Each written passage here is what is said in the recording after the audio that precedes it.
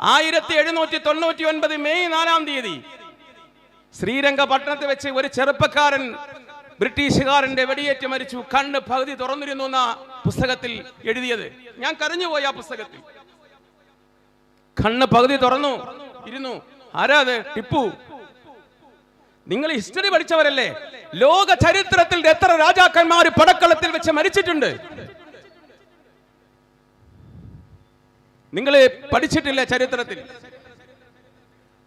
ഇനി APJ അബ്ദുൽ കലാമിന്റെ wings of fire കൂടി നിങ്ങൾ ചേർത്ത് വായിക്കുക. അബ്ദുൽ കലാം സാറ് BSSCയുടെ വിക്രം സാരാഭായ് സ്പേസ് സെന്ററിന്റെ ഇന്ത്യൻ സ്പേസ് റിസർച്ച് ഓർഗനൈസേഷന്റെ ഉന്നത സ്ഥാനത്തുണ്ടായിരുന്ന ആളല്ലേ? അദ്ദേഹത്തിന്റെ ആത്മകഥ ഞാൻ വായിച്ചിട്ടുണ്ട്, വിങ്സ് ഓഫ് ഫയർ. ഈ ടിപ്പു സുൽത്താൻ അതുകൊണ്ട് പറഞ്ഞില്ലെങ്കിൽ അതൊരു കോർവയാവില്ല.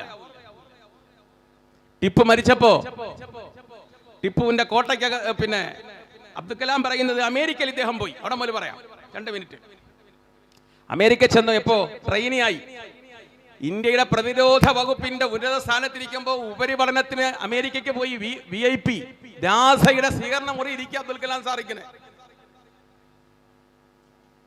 നാസയുടെ സ്വീകരണ മുറിയിൽ അബ്ദുൽ കലാം സാറ് പ്രതിരോധ രംഗത്തെത്തുന്നതിന് മുമ്പ് ഭാരതത്തിന്റെ റോക്കറ്റ് വിക്ഷേപിക്കാൻ ക്രയോജനിക് എഞ്ചിൻ റഷ്യയിൽ നിന്ന് വാടകയ്ക്കെടുക്കേണ്ടി വന്നെങ്കിൽ ഒരു സ്ക്രൂ പോലും ഭാരതത്തിൽ നിർമ്മിച്ചത് ഭാരതത്തിൻ്റെതായിരിക്കണമെന്ന ദൃഢപ്രതിജ്ഞയോടെ വിക്രം സാരാഭായിയുടെയും അതുപോലെ തന്നെ ഉന്നതന്മാരായ ഭാരതത്തിന്റെ പ്രതിരോധ ഗവേഷണ നിരീക്ഷണ പരീക്ഷണങ്ങൾ തുജ്ജല വ്യക്തിത്വം പതിപ്പിച്ച മഹാപ്രതിഭാശാലികളുടെ ആഗ്രഹം സാധിച്ചുകൊണ്ട് വിവാഹം കഴിക്കാൻ പോലും മറന്നുപോയ അബ്ദുൽ കലാമിന്റെ നേതൃത്വത്തിൽ ക്രയോജനിക് എഞ്ചിൻ സ്വന്തമായി നിർമ്മിച്ചുകൊണ്ട് പൊഖ്റാനിൽ അണുവായുധ പരീക്ഷണം നടത്തി വിജയിപ്പിച്ച് നേട്ടം മരിച്ചപ്പോ ഇന്ത്യൻ പ്രധാനമന്ത്രി ശ്രീമതി ഗാന്ധി പാർലമെന്റ് വിളിച്ചിട്ട് ചോദിച്ചു, what you want mister Abdul Kalam? എന്താ വേണ്ടത് ചോദിക്കൂ.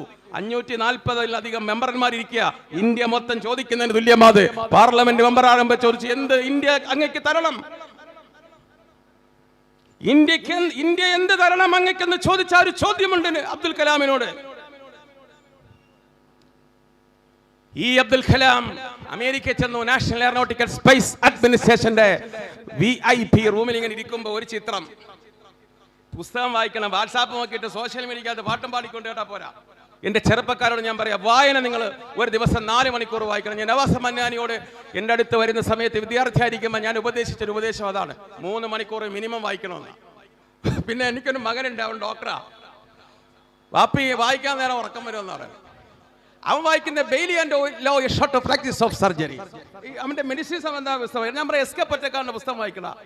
ഒരു തെരുവിന്റെ കഥ നീ വായിക്കുക. ഗാന്ധിയുടെ എന്റെ സത്യാന്വേഷണ പരീക്ഷണങ്ങൾ വായിക്കുക.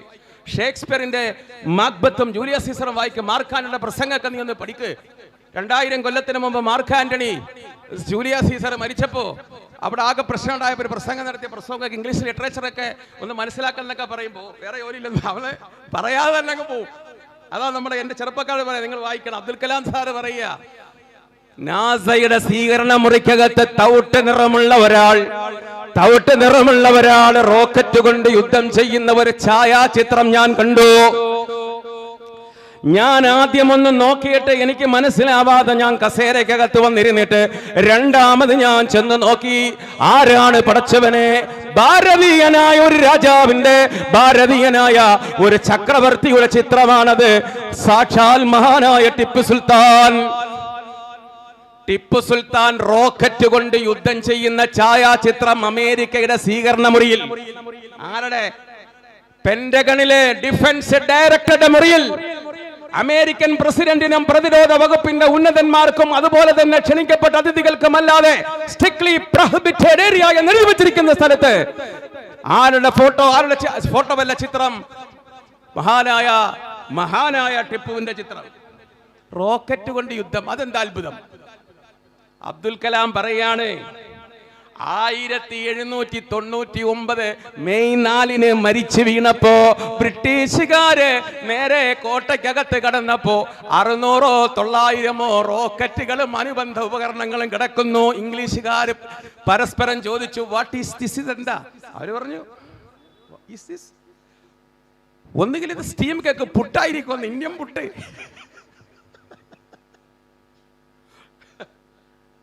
ഇതവരെടുത്തോണ്ട് പോയി. അബ്ദുൽ കലാം സാറ് പറയുന്നുണ്ട്, എടുത്തോണ്ട് പോയി. ഇത് റോക്കറ്റാണ്, എങ്ങനെ ഉപയോഗിക്കണമെന്ന് അറിയില്ല. വർഷങ്ങളോളം പതിറ്റാണ്ടുകളോളം ലണ്ടനിൽ കൊണ്ടുപോയി വെച്ചു. ഉപയോഗിക്കാൻ അറിയില്ല. അവസാനം ഇവരുടെ ശാസ്ത്രജ്ഞന്മാർ വന്ന് 20ാം നൂറ്റാണ്ടിൽ തുടക്കത്തിൽ നോക്കി. പക്ഷേ അതിന്റെ റിലേ ഒന്നും അവർക്ക് മനസ്സിലാവുന്നില്ല. ഇനി അബ്ദുൽ കലാം സാറിന്റെ ഭാഷയിൽ ഞാൻ പറയാം. റിവേഴ്സ് എഞ്ചിനീയറിംഗ് ടെക്നോളജി, വിപരീത സാങ്കേതിക വിദ്യ ഉപയോഗിച്ചുകൊണ്ട് ജർമ്മനി അതിൽ നിന്ന് ഒരെണ്ണം എടുത്തിട്ടൊന്ന് വിട്ടു. നേരെ ലണ്ടന്റെ നഗരം, കുറെ സായിപ്പന്മാര്, ഖല്ലി വല്ലി. അത് ടിപ്പുവിന്റെ ഒരു കറാമത്ത. അത് ടിപ്പു സുൽത്താന്റെ കറാമത്താണ്. റിവേഴ്സ് എഞ്ചിനീയറിംഗ്, വിപരീത സാങ്കേതിക വിദ്യ ഉപയോഗിച്ചുകൊണ്ട് മാത്രമാണ് ആധുനിക ജർമ്മനിക്കും ലണ്ടനും റോക്കറ്റ് ഉപയോഗിക്കാൻ ലോകത്താദ്യമായി റോക്കറ്റിന്റെ ഉപജ്ഞാതാവെന്ന് ധൈര്യസമേതം പറയാൻ കഴിയുന്നത് ടിപ്പു സുൽത്താനാണെന്ന് അബ്ദുൽ കലാം എഴുതി വെച്ച പുസ്തകം പതിറ്റാണ്ടുകൾ കഴിഞ്ഞിട്ട് ലോകത്ത് ഒരു അമേരിക്കയും ഒരു റഷ്യയും ഒരു ജപ്പാനും ഒരു ഹംഗറിയും ഒരു ഇന്ത്യയും അത് നിഷേധിച്ചിട്ടില്ല. ആ റോക്കറ്റ് കൊണ്ട് ഭാരതത്തിൽ കടന്നെന്ന ബ്രിട്ടീഷുകാരനോട് പോരാടാൻ സന്നദ്ധത കാണിച്ച അള്ളാഹുവിന്റെ വലിയായ ടിപ്പു സുൽത്താൻ മൈസൂരിൽ ഒരു പള്ളി പണിഞ്ഞു. ആ പള്ളിയിൽ സുബഹി നിസ്കരിക്കാൻ വേണ്ടിയിട്ട് ലൊഹർ നിസ്കരിക്കാനും അസ്ർ നിസ്കരിക്കാനും ഒക്കെ ആള് വരണമല്ലോ. ഒരു അസറിനാണ് ഉദ്ഘാടനം. നാട്ടിലെ പണ്ഡിതന്മാരെ മൊത്തം വിളിച്ചു. ഷാഫി, ഹനഫി, ഹംബലി മദ്ഹബിൽ ഫത്വ കൊടുക്കാൻ കഴിവുള്ള ഹാഫിളീങ്ങളും ഒക്കെ വന്നു. ടിപ്പു സുൽത്താനും വന്നു. എന്നിട്ട് പറഞ്ഞു, നിങ്ങൾ ഈ പള്ളിക്കകത്ത് ഒരു ബാങ്ക് വിളിക്കണം ഒരാള്. അപ്പൊ ഞാനെന്ന് പറഞ്ഞ് കൈപൊക്കി. ഒരാഗ്രഹമല്ലേ ആദ്യത്തെ ബാങ്ക് വിളി, ഇനാഗുറേഷൻ നടക്കുന്ന സമയല്ലേ. ടിപ്പു സുൽത്താൻ പറഞ്ഞു, അൽഹംദുലില്ലാ, ആവേശം കൊള്ളാം, ഇരിക്കൂ, എനിക്കൊരു ഷർത്തുണ്ട് എന്ന് പറഞ്ഞു. എന്താ ഷർത്ത്? താടി എല്ലാവരും ഇങ്ങനെ തടകിയിരിക്കുക, ഉസ്താദന്മാര്, ആലിമീങ്ങൾ, വലിയ പണ്ഡിതന്മാര്. അപ്പൊ ചോദിച്ചു, എന്താ ഷർത്ത്? പ്രായപൂർത്തി എത്തിയ ശേഷം ഇന്ന് രാവിലെ വരെ ഒരു സുബഹിയും കളാവാത്ത ആരെങ്കിലും ഉണ്ടെങ്കിൽ വന്ന് വാങ്ങിക്കൊളിക്കട്ടെ. അപ്പൊ ഒരാൾ ചോദിച്ചു, ഉറങ്ങിയെങ്കിലോ? അത് പറ്റൂല, അത് അള്ളാന്റെ അടുത്ത് ഇവിടെ പറ്റൂല. ഉറങ്ങിയെങ്കിലോ? അത് പറ്റില്ല. അപ്പൊ ഇവര് പരസ്പരം പറഞ്ഞു, ഇന്ന് ബാങ്കുളി നടന്നത് തന്നെ. ആരും തയ്യാറാവാതിരുന്ന നേരത്ത് 4 വരക്കട വീതിയിലുള്ള കരയുള്ള മുണ്ടുമുടുത്ത് മൈസൂറിന്റെ സിംഹമാക ടിപ്പു സുൽത്താൻ മെഹ്റാബിന്റെ വലതുവശത്ത് നിന്ന് ഖിബലയുടെ നേരെ തിരിഞ്ഞു പറഞ്ഞില്ലേ, അല്ലാഹു അക്ബർ, അല്ലാഹു അക്ബർ, അല്ലാഹു അക്ബർ, അല്ലാഹു അക്ബർ. കണ്ണുനീരങ്ങനെ ഒഴുകുകയായിരുന്നു. പണ്ഡിതന്മാര് കരഞ്ഞുപോയി. നിസ്ബാങ്ക് വിളി കഴിഞ്ഞപ്പോ ടിപ്പു ഗദ്ഗദത്തോടെ പറഞ്ഞു, പ്രായപൂർത്തി എത്തിയ ശേഷമെന്നല്ല, 7 വയസ്സ് മുതൽ ഇന്ന് വരെ ടിപ്പുവിന്റെ സുബഹി ഖളാ ആയിട്ടില്ല എന്ന് പറഞ്ഞ അള്ളാഹുവിന്റെ വലിയായ ടിപ്പുവിന്റെ ഖബറിന്റെ അടുത്ത് ഞാൻ സിയാറത്തിന് എന്റെ ഭാര്യയും മക്കളെയും കൂട്ടിക്കൊണ്ടുപോയപ്പോ ഞാൻ അവിടെ നിന്ന് ഓതിയപ്പോ പടച്ചവനെ, ഞാൻ എത്ര അശുവാണെന്ന് തോന്നിപ്പോയ നിമിഷമാണ്. രാജ്യത്തിന്റെ സ്നേഹത്തോടൊപ്പം മതബോധമുണ്ടാകുന്നത് രാജ്യത്തിന്റെ നിലനിൽപ്പിന് ആവശ്യമാണെന്ന് കണ്ട് ബ്രിട്ടീഷുകാരനോട് പോരാൻ ടിപ്പുവിനെ പ്രേരിപ്പിച്ചെങ്കിൽ ആ ടിപ്പുവിനെ പോലെയുള്ള ധീരരായ നിരവധി സഹോദരങ്ങളും മുസ്ലിങ്ങളും ഹിന്ദുക്കളും ക്രിസ്ത്യാനികളും ജൈനന്മാരും ബുദ്ധന്മാരും രക്തം കൊടുത്ത് രക്തം ചീന്തിയ ഭാരതം എന്ന രാജ്യത്തിന്റെ രാഷ്ട്രപിതാവായ ഗാന്ധി എന്ന MK ഗാന്ധി ആക്ഷേപിച്ച ബ്രിട്ടീഷുകാരനെ, ആ ബ്രിട്ടീഷുകാരന്റെ വൈസ്രോയുടെ ഭാര്യയുടെ പട്ടിക്ക് കൊടുക്കേണ്ട ആഹാരം മുറിക്കകത്ത് കയറിയിട്ട് വയറ്റിലേക്ക് ആവേശത്തോടെ തിന്നേണ്ട സ്ഥിതിയിലേക്ക് പടച്ചവൻ കൊടുത്തെങ്കിൽ, my life is my message, എന്റെ ജീവിതമാണ് എന്റെ സന്ദേശമെന്ന് ഗാന്ധി പറഞ്ഞു. ഖുർആൻ റസൂലുള്ളാഹിനെ കുറിച്ച് അങ്ങനല്ല പറഞ്ഞത്. മുഹമ്മദ് മുസ്തഫ ഖുർആൻ വേറെ ഒരു ശൈലിയിലാണ് പറഞ്ഞത്. ബിസ്മില്ലാഹിർ റഹ്മാനിർ റഹീം.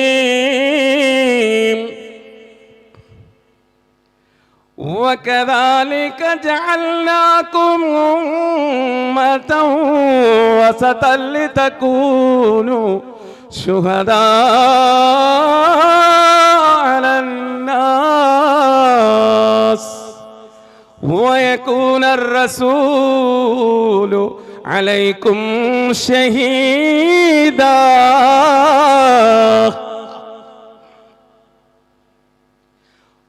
ആദ്യം നബിയുടെ അനുചരന്മാരോടാണ് പറഞ്ഞത്, വകദാലിക അപ്രകാരം ജഅൽനാകും ഏ പ്രവാചകാനുചരന്മാരെ, ഓ അബൂബക്കറെ, ഓ ബിലാലെ, ഓ ഫാത്തിമ, ഓ സുമയ്യ, ഓ ഹഫ്സ, ഓ മൈമൂന, ഏ പ്രവാചക പത്നികളെ, വിശ്വാസിനികളെ, പ്രവാചകാനുചരന്മാരെ, അവരുടെ ഭാര്യമാരെ, ജഅൽനാകും നിങ്ങളെ നാം ആക്കിയിരിക്കുന്നു ഉമ്മതം വസത, നിങ്ങളെ നാം ഒരു മധ്യ സമുദായമാക്കിയിരിക്കുന്നു. അണ്ടർലൈൻ ചെയ്യണേ ഇവിടെ, ലിതകൂനു നിങ്ങളാവാൻ ശുഹദാ അലന്നാസ്,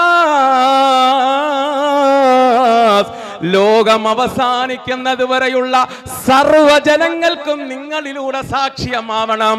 നിങ്ങളുടെ ജീവിതം അവര് കണ്ട് പഠിക്കണം. ഒന്നാം ഗ്രേഡ് നിങ്ങൾക്കൊരാളെ ഞാൻ തരാം, വയകൂന റസൂലു അലൈക്കും ഷഹീദാ. എന്തൊരു പോയിന്റാണ് ആ ഖുർആൻ പറഞ്ഞത്. പ്രവാചക അനുചരന്മാരിൽ ലോകത്തിന് സാക്ഷികളാണെന്നും അവരിൽ നിന്ന് ഇസ്ലാം പഠിക്കട്ടെ. നിങ്ങൾക്ക് പിൻപറ്റാൻ ഞാൻ ഒരാളെ തരാം, വയകൂന റസൂലു അലൈക്കും ഷഹീദ, അത് മുഹമ്മദാണ് സല്ലല്ലാഹു അലൈഹി വസല്ലം.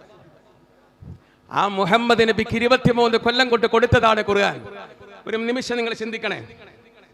ഇവിടെ സാറന്മാരുണ്ട്, പ്രൊഫസർമാരൊക്കെ ഉണ്ട്. ഞാൻ സാധാരണക്കാരനാണ്. അറിവ് നമ്മൾ എങ്ങനെയാണ് നേടുന്നത്? അറിവ് ഞാൻ ഉദാഹരണം എടുത്ത് പറയാം. നിങ്ങൾ ബോറടിക്കരുത്, എഴുന്നേക്കരുത്. അത്യാവശ്യം ടോയ്ലറ്റ് പോകേണ്ടവർക്കൊക്കെ എഴുന്നേക്കാന്നല്ല, 10-15 മിനിറ്റ് നമുക്ക് നിർത്താം. നിങ്ങളുടെ കയ്യിലൊരു പേപ്പറും പേരും ഞാൻ തരികയാണ്. തന്നിട്ട് പറയാണ്, എൻ്റെ പ്രായം നിങ്ങളൊന്ന് എഴുതണം.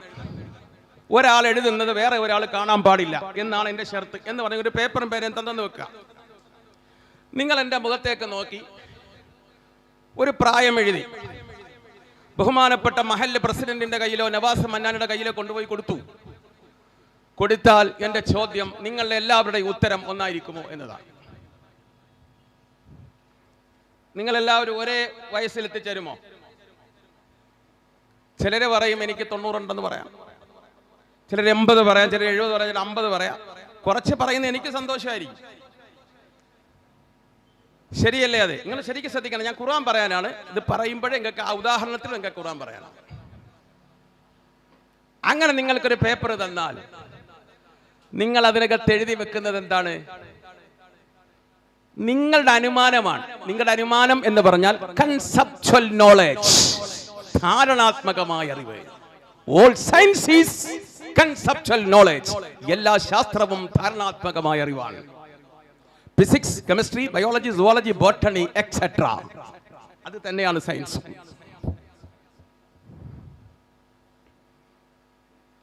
അല്ല നിങ്ങൾ പറയും, ലോകത്തെ 4 ശക്തിയാണ്: ഗ്രാവിറ്റേഷൻ, ഗുരുത്വാകർഷണം, electromagnetic power, strong force and weak force. ഫിസിക്സിന്റെ തിയറി അതാണ്. ഒരാറ്റം അതിന്റെ ഉള്ളിലേക്ക് ഇറങ്ങി ചെല്ലുമ്പോൾ ന്യൂട്രോൺ, ഇലക്ട്രോൺ, എന്റെ പടച്ചോനെ എല്ലാം ഇടത്തുനിന്ന് കറങ്ങുക, കഅബത്ത് തവാഫ് ചെയ്യുന്ന പോലെ.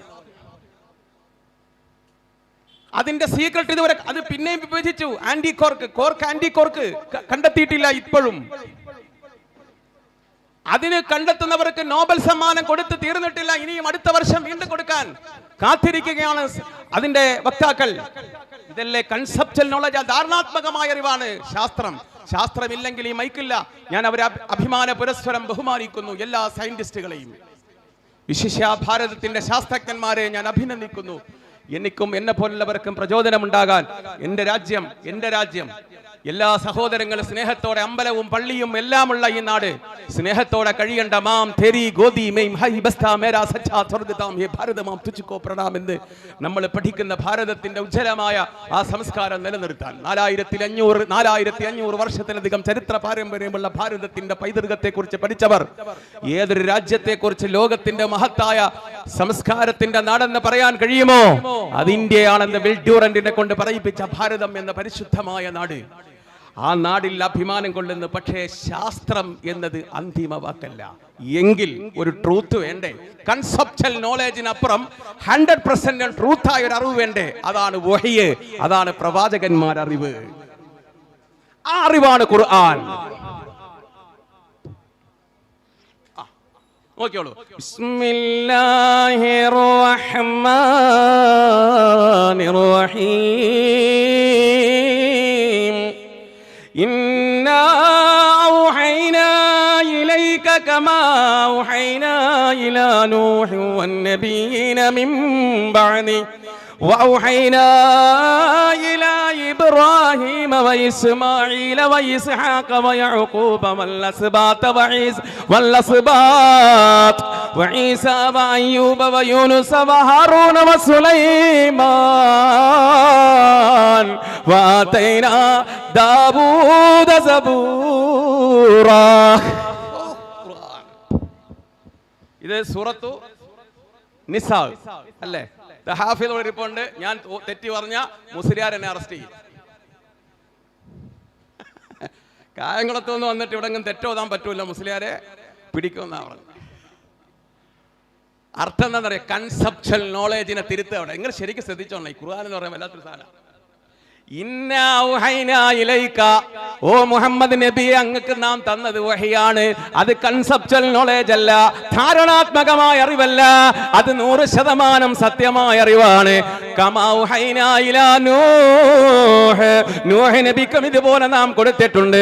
വൗഹൈനാ നാം നൽകിയിട്ടുണ്ട് ഇലാ ഇബ്രാഹിം, അങ്ങയുടെ പിതാമഹനായ ഇബ്രാഹിമിനും, വഇസ്മാഈല ഇസ്മാഈലും വഇസ്ഹാഖ ഇസ്ഹാഖിനും വയഅഖൂബ യഅഖൂബിനും വലസ്ബാത്ത് അവരുടെ മക്കൾ നാം കൊടുത്തിട്ടുണ്ട്. ഇവർക്കെല്ലാം നാം ഇതുപോലെ തന്നെ കൺസെപ്ച്വൽ നോളേജ് അല്ലാത്ത ട്രൂത്തായ അറിവ് കൊടുത്തിട്ടുണ്ട്. 100% സത്യമായ അറിവ് കൊടുത്തിട്ടുണ്ട്. പക്ഷേ അത് മുഴുവനും നാം കൊടുത്തിട്ടില്ല. നാം ഉദ്ദേശിച്ചത്രയും കൊടുത്തിട്ടുണ്ട്, പക്ഷേ അത് ദിവ്യ സന്ദേശമാണ്. ദാവൂദിന് സബൂർ എന്ന ഗ്രന്ഥവും നാം കൊടുത്തിട്ടുണ്ട് ഖുർആൻ. അപ്പൊ മുഹമ്മദ് നബിക്ക് കൊടുത്ത എന്താ? ദിവ്യ സന്ദേശമാ. അപ്പോ ശാസ്ത്രത്തിന് തെറ്റുപറ്റിയാ തിരുത്താൻ വഹീന് കഴിയണം. കഴിയണ്ടേ? നിങ്ങൾ നോക്കിയാ, ഞാൻ ചോദിക്കാണ്, റഷ്യയിൽ ഇരിക്കുന്ന മുസാഫ് 13 നൂറ്റാണ്ട് പഴക്കമുണ്ടെന്ന് പറഞ്ഞല്ലോ. ഒരു ഉമ്മയുടെ ഗർഭപാത്രത്തിനകത്ത് ഒരു ഭ്രൂണം, ഒരു പെണ്ണിന്റെ ഗർഭപാത്രം എന്ന് പറഞ്ഞാൽ 50 ഗ്രാം തൂക്കമുള്ളൂ കേട്ടോ. അത്ര വെയിറ്റ് ഒന്നുമില്ല. വലിപ്പം ഒരു തള്ളവിരലും ചൂണ്ടുവിരലും ചേർത്ത് വെച്ച അത്ര വലിപ്പമുണ്ട്, അത്രേ ഉള്ളൂ ഈ ഗർഭപാത്രം എന്ന് പറഞ്ഞ സാധനത്തിന്.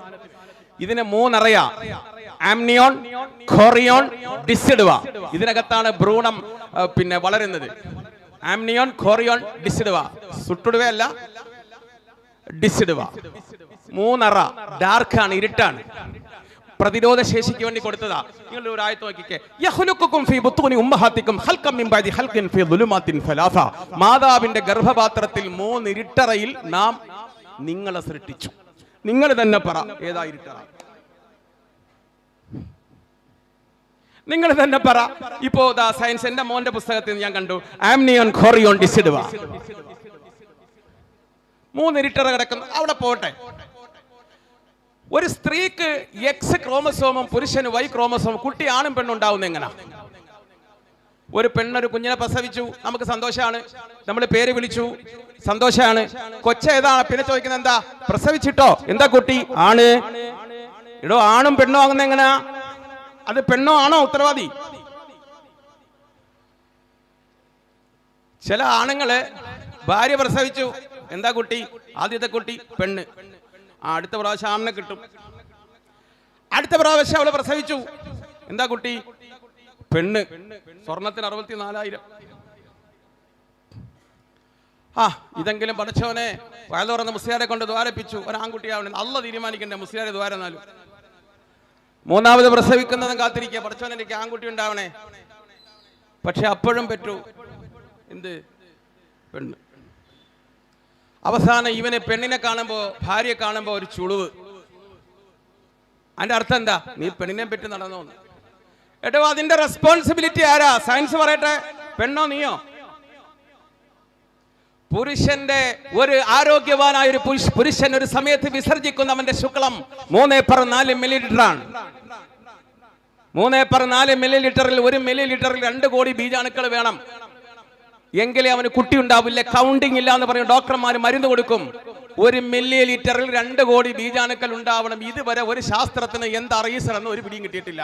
പടച്ചവനെങ്ങാണം ഒരു സമയത്ത് വിസർജിക്കുന്ന ശുക്ലത്തിൽ 6 കോടി ബീജാണുക്കൾക്ക് ജന്മം കൊടുത്താൽ ഒരു പെണ്ണ് പ്രസവിക്കുന്നത് 6 കോടി മക്കൾ. എത്ര റേഷൻ കാർഡ് വേണ്ടി വരും?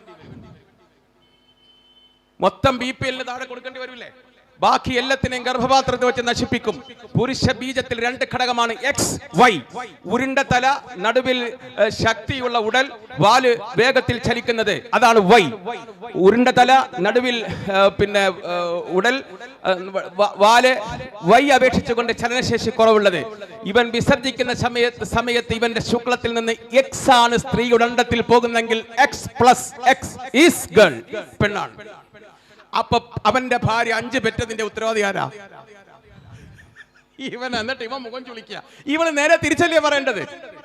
ഏതോ ശാസ്ത്രം പഠിക്കുന്നത് ഇസ്ലാമിന്. ഇത് ഖുർആൻ പറഞ്ഞു പോയിടോ, ആണും പെണ്ണും വേർതിരിക്കുന്നത് പെണ്ണല്ല പുരുഷന്റെ ഘടകമാണെന്ന്.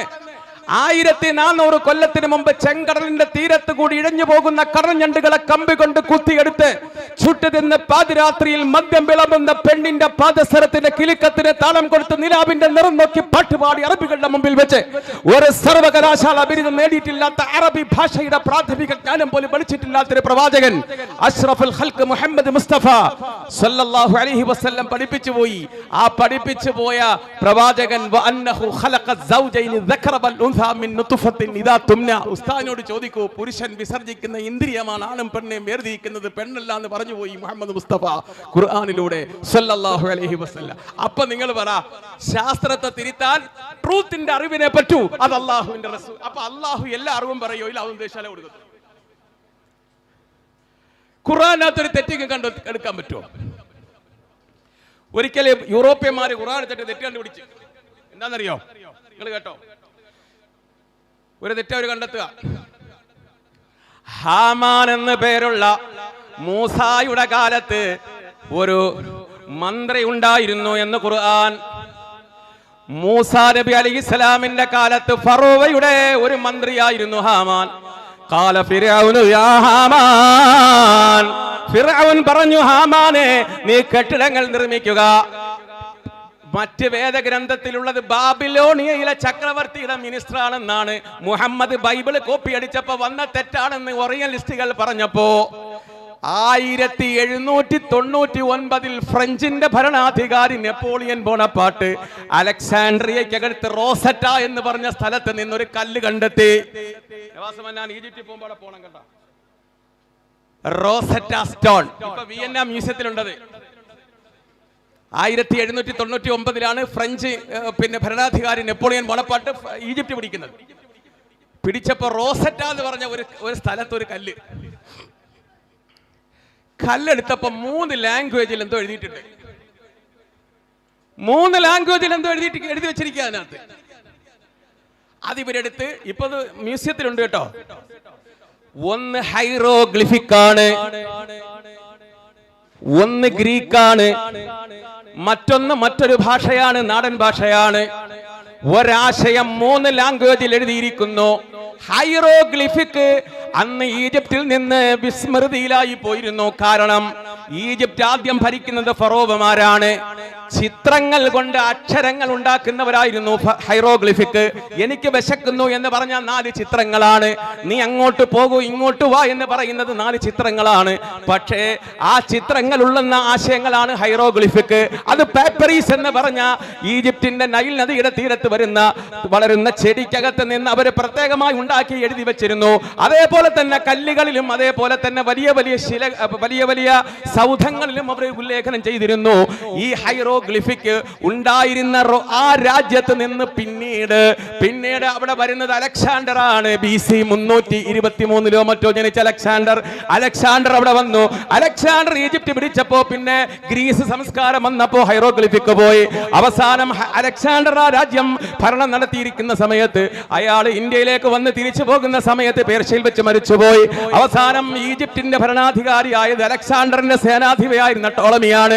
ടോളമി 1 ടോളമി 2 2, ടോളമി 3, ടോളമി 4 എന്ന് പറയുന്ന പരമ്പരയിലെ രാജാക്കന്മാർ വന്നപ്പോ പിന്നെ അവിടുത്തെ ശിലകളിലും അവിടുത്തെ സൗധങ്ങളിലുമെല്ലാം ഗ്രീക്ക് ഭാഷകൾ ഉല്ലേഖനം ചെയ്യപ്പെടാൻ തുടങ്ങി. അങ്ങനെയാണ് ടോളമി രാജവംശത്തിൽ ക്ലിയോപാട്ര എന്ന് പറഞ്ഞ അതീവ സുന്ദരിയായ പെണ്ണുണ്ടാവുന്നത്. റോമയുടെ ഭരണാധികാരിയായ ജൂലിയസ് സീസറും ക്ലിയോപാട്രയും തമ്മിൽ പ്രണയബദ്ധരാകുന്നു. അങ്ങനെ ജൂലിയസ് സീസർ സെനറ്റിൽ വെച്ച് കൊല്ലപ്പെടുന്നു. അവസാനം ജൂലിയസ് സീസറിന്റെ കൂടെ ഉണ്ടായിരുന്ന മാർക്ക് ആന്റണി, അഗസ്റ്റസ് സീസറിന്റെ കൂട്ടുകാരനും പെങ്ങളുടെ ഭർത്താവുമാകുന്ന മാർക്ക് ആന്റണി ഈജിപ്തിൽ വരുന്നു. ഈജിപ്തിൽ വന്ന് ക്ലിയോപാട്രയെ കല്യാണം കഴിക്കുന്നു. 2 പ്രസവത്തിൽ 3 കുട്ടികൾ ഉണ്ടാവുന്നു ക്ലിയോപാട്രയ്ക്ക്. അവസാനം ക്ലിയോപാട്ര ബ്രിട്ടീഷ് ഈജിപ്തിൽ ഉണ്ടായിരുന്ന ക്ലിയോപാട്രയും ഭർത്താവും അഗസ്റ്റസ് സീസറിന്റെ ആക്രമണത്തിൽ ആത്മഹത്യ ചെയ്യുന്നു. അവരുടെ ടോംബ് ഇതുവരെ കണ്ടെത്തിയിട്ടില്ല. അങ്ങനെ ഹൈറോഗ്ലിഫിക് പോയി, ഗ്രീക്കിന്റെ ഭാഷ മാറി, അവസാനം റോമയുടെ ഭാഷ ഈജിപ്തിൽ വന്നു. അങ്ങനെ റോമയുടെ ഭാഷ ഈജിപ്തിൽ വന്ന് പിന്നെ ഭാഷകൾ മാറി. അത് കഴിഞ്ഞിട്ട് അല്ലാഹുവിന്റെ റസൂലിന്റെ കൂട്ടുകാരനായിരുന്ന അംർ ഇബ്നുൽ ആസ് ഈജിപ്ത് പിടിച്ചപ്പോ അറേബ്യയുടെ സംസ്കാരം അറബി ഭാഷയായി ഈജിപ്ത് മാറി. അങ്ങനെ ഭാഷകൾ മാറി മാറി വന്നപ്പോ ഹൈറോഗ്ലിഫിക് മറന്നുപോയിരുന്നു. ഹൈറോഗ്ലിഫിക് മറന്നുപോയിരുന്നു. നെപ്പോളിയൻ ബോണപ്പാർട്ടിന്റെ പട്ടാളക്കാര് റോസറ്റിൽ നിന്ന് കണ്ടെത്തിയ ഹൈറോഗ്ലിഫിക്കിനകത്തിരിക്കുന്ന അക്ഷരങ്ങൾ വായിച്ചപ്പോ ഈജിപ്തിലെ സഖാറ എന്ന് പറഞ്ഞ സ്ഥലത്ത് ബ്രിട്ടീഷ് ആർക്കിയോളജിസ്റ്റുകൾ കണ്ടെത്തിയ പ്രതിഭയ്ക്കകത്ത് എഴുതി വെച്ചിരിക്കുന്നു ഖുർആൻ പറഞ്ഞ ഹമാൻ, ഹാമാൻ നീ അത് കെട്ടിടം പണിയൂ എന്ന് ഹാമാനോട് ഫിർഔൻ പറഞ്ഞ ഹൈറോഗ്ലിഫിക്കിൽ റോസറ്റ സ്റ്റോണിൽ നിന്ന് കണ്ടെത്തി. ചെങ്കടലിന്റെ തീരത്ത് നിന്ന് അല്പം മാറി മദീനയ്ക്കകത്ത് നെറ്റിയിൽ സുജൂദ് ചെയ്താൽ ചെളി വീഴുന്ന നെറ്റിക്കകത്ത് നിന്ന് കണ്ണുനീരൊലിപ്പിച്ചുകൊണ്ട് പട്ടിണി കിടന്ന വയറുമായി അല്ലാഹുവിന്റെ റസൂൽ മുഹമ്മദ് മുസ്തഫ സല്ലല്ലാഹു അലൈഹി വസല്ലം മൂസാ നബിയുടെ കാലത്ത് ജീവിച്ച ഫറോവയുടെ മന്ത്രിയായിരുന്നു ഹാമാൻ എന്ന് പറഞ്ഞപ്പോ ബൈബിൾ കോപ്പി അടിച്ച മുഹമ്മദിനെ പറ്റിയ തെറ്റാണെന്ന് ഓറിയലിസ്റ്റുകൾ കണ്ടെത്തിയപ്പോ നൂറ്റാണ്ടുകൾ 5-6 കഴിഞ്ഞ സമയത്ത്, നൂറ്റാണ്ടുകൾ 2-3 കഴിഞ്ഞ സമയത്ത് അവസാനം അവർക്ക് വേണ്ടി തിരുത്തേണ്ടി വന്നെങ്കിൽ ഇന്ന ഔഹൈനാ ഇലൈക കമാ ഔഹൈനാ ഇലാ നൂഹിൻ വൻ നബിയിന മിൻ ബഅദിഹി, ശാസ്ത്രത്തിന്റെ കൺസെപ്റ്റൽ നോളജ് തിരുത്താൻ വഹീനെ മാത്രമേ പറ്റൂ. അത് പിന്നീടാണ് തെളിയിക്കപ്പെടുക. ജാഅൽ ഹഖു വസഹഖൽ ബാതിൽ ഇന്നൽ ബാതില കാന സഹൂഖ വവജ്ഹു ഇജാസിഹി ഖംലുഹു അലാ തബഖാത്തിൽ ഫസാഹത്തി വൽ ബലാഗത്തി ഹാദൽ ഖുർആൻ. അതാണ് ഏറ്റവും വലിയ മുഅ്ജിസത്താകുന്ന പരിശുദ്ധ ഖുർആൻ മുഹമ്മദ് മുസ്തഫ. ഞാൻ അതിന്റെ അവസാന പാട്ടിലേക്ക് വരുന്നു. ഞാൻ പറഞ്ഞ സുബൈർ അങ്ങ് പ്രസംഗിക്കും. ഇനി അതിന്റെ ഭാഷാ സൗന്ദര്യം കൂടെ പറഞ്ഞു നിർത്തി. നിങ്ങൾ നോക്കിയേ, ഒരിക്കല് ഈ അറബികൾക്കൊരു സ്വഭാവം ഉണ്ടായിരുന്നു. 50 തലമുറയ്ക്ക് മുമ്പ് ജീവിച്ച ആൾക്കാരുടെ പേര് കാണാൻ പറയും, എഴുതാൻ അറിയില്ലെങ്കിലും. പിന്നെ പെട്ടെന്ന് കവിത എഴുതും. ഒരു അലി റളിയല്ലാഹു അൻഹു ഫാത്തിമ ബീവിയുടെ അടുത്ത് കടന്നു. ഫാത്തിമ ബീവി അടുത്ത് വന്നപ്പോ ഫാത്തിമ ബീവി എന്തോ ഒരു ജോലി ചെയ്തുകൊണ്ടിരിക്കുമ്പോ അലിക്ക് പിടിച്ചില്ല. അപ്പൊ എന്ത് ചെയ്തു? അടിക്കാൻ നിന്നില്ല, ഒരു പാട്ട് പാടി.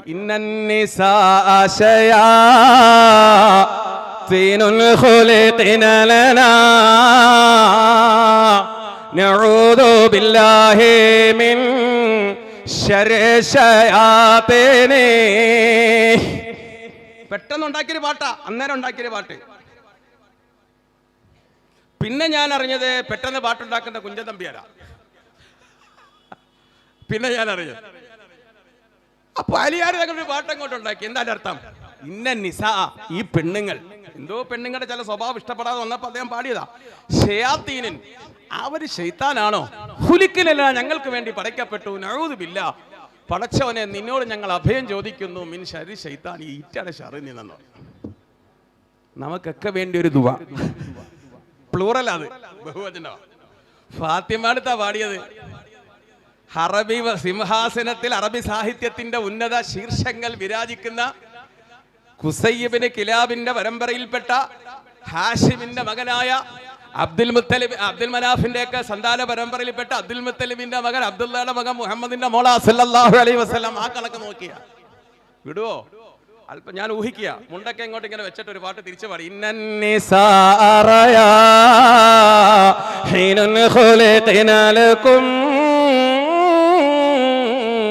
وكلكم تستحي شم الرياحين. അന്നേരം കൊണ്ടാക്കിയത് അലി ഈ കൊണ്ട് തുടങ്ങി, ഫാത്തിമ ഈ കൊണ്ട് തുടങ്ങി. അലി നീ കൊണ്ട് അവസാനിപ്പിച്ചു, അതേ നീ കൊണ്ട് പ്രാസത്തിൽ ഫാത്തിമ അവസാനിപ്പിച്ചു. എന്താ അർത്ഥം അറിയോ? ഇന്നന്നിസാ, തീർച്ചയായും പെണ്ണുങ്ങൾ, റയാഹിനുൻ, സുഗന്ധമുള്ള റൈഹാൻ പുഷ്പങ്ങളാണ്. എന്റെ ഉമ്മമാരെ, നിങ്ങൾ ഉറങ്ങുന്നതിന് മുമ്പ് ഫാത്തിമാക്ക് വേണ്ടി ഓദിക്കോ ഒരു ഫാത്തിഹ. റയാഹിനുൽ, സുഗന്ധമുള്ള റൈഹാൻ പുഷ്പങ്ങളാണ്. ഖുലിഖനലക്കും, ഞങ്ങളെ സൃഷ്ടിക്കപ്പെട്ടത് നിങ്ങൾക്ക് വേണ്ടിയാണ്.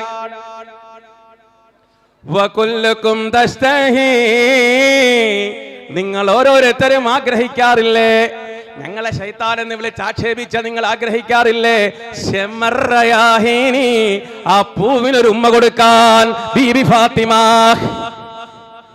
എന്തൊരു മനോഹരമായ കവിത! നിങ്ങൾ എന്താ പറഞ്ഞ? ഞങ്ങൾ പെണ്ണുങ്ങൾ ശൈത്താനെന്നാ? നിങ്ങളൊക്കെ ആഗ്രഹിക്കില്ലേ ഞങ്ങളെ ഒന്ന് ഉമ്മ വെക്കാൻ?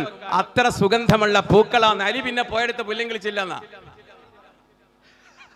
അതാണ് ഫാത്തിമ. ഇങ്ങനെയുള്ള സാഹിത്യമുള്ള സ്ഥലത്താണ് റസൂലുള്ളാഹിക്ക് ഖുർആൻ ഇറങ്ങിയത്. അതിനു മുമ്പ് ഒരു വേദഗ്രന്ഥം പഠിക്കാൻ പോയിട്ടില്ല. അതിനു മുമ്പ് ഒരു പുസ്തകം വായിക്കാൻ റസൂൽ പോയിട്ടില്ല. എത്ര മനോഹരമായ വചനത്തിലൂടെ അവരെ ഹൃദയത്തെ തന്നെ സ്വാധീനിച്ചു. വശംസി വളുഹാഹാ വൽഖമരി ഇദാ തലാഹാ വന്നഹാരി ഇദാ ജല്ലാഹാ വല്ലൈലി ഇദാ യഗ്ശാഹാ വസ്സമാഇ വമാ بناها والأرض وما طحاها ونفس وما سواها فألهمها فجورها وتقواها. എല്ലാം ഹാ ഹാ ഹാ ഹാ. എന്താ അർത്ഥം? ഇൻഷാ അല്ലാഹ് നമുക്ക് മറ്റൊരിക്കൽ പറയാം. അല്ലാഹു തൗഫീഖ് ചെയ്യട്ടെ.